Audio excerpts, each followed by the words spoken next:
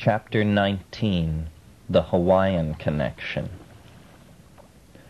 The fall of 1975 was a time of personal change and consolidation.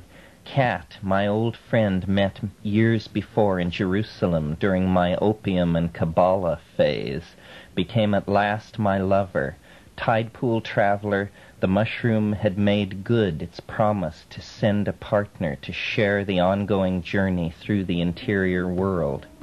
In October, we went to Hawaii to write and to plan a trip to the Peruvian Amazon in early '76. We had rented a house on the remote and desolate Kau district of the Big Island of Hawaii. It was an area of twisted lava flows of all ages. Kapukas, islanded areas of ancient forest, were the only vegetation and were surrounded by frothy seas of hardened rock that had killed all low-lying and less fortunate life. Slowly, nearly imperceptibly, Mauna Loa rose up to 14,000 feet in the distance behind us.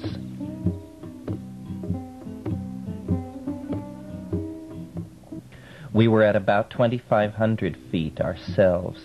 Our small house fronted the vast and forbidding cinder fields, but the lot ran back into a kapuka whose enclosing shade and many birds and insects provided welcome contrast to the primal devastation that stretched in all directions for miles. Our life was leisurely.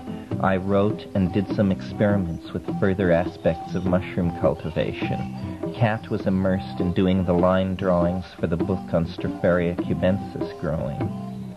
We were isolated as we both loved to be, and we took mushrooms together and often.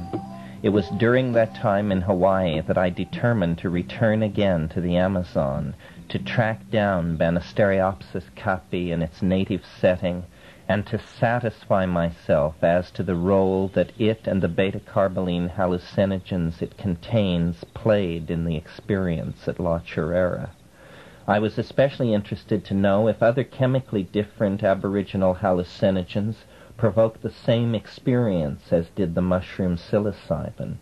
I wanted to determine if our experiences were part of the general phenomenology of hallucinogens or were unique to psilocybin. Throughout that October and November in Hawaii, we took the Stropharia that we had grown at weekly or 10-day intervals. This was an amazing series of experiences.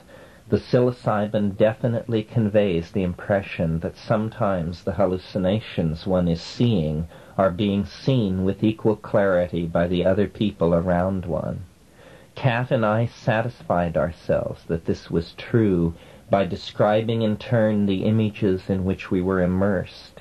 At those times when the flow of images had a certain electric intensity, there was no doubt that we were seeing the same things. The relationship of the psyche to the surface of the body, the skin, is amazing under the influence of psilocybin. By having large areas of skin in contact, we seem to somehow obviate the usual psychic individuality and integrity of the body, and would melt into each other's minds in a way that was immensely pleasant and full of unplumbed potential for human growth and parapsychological studies. It was wonderful to have someone to share the mushroom with, for until Kat had joined me, most of my mushroom experiences had been entirely alone, one soul adrift in the cosmic ocean. Happily, there were now two of us navigating together through the billows of jeweled and synesthesic geometries.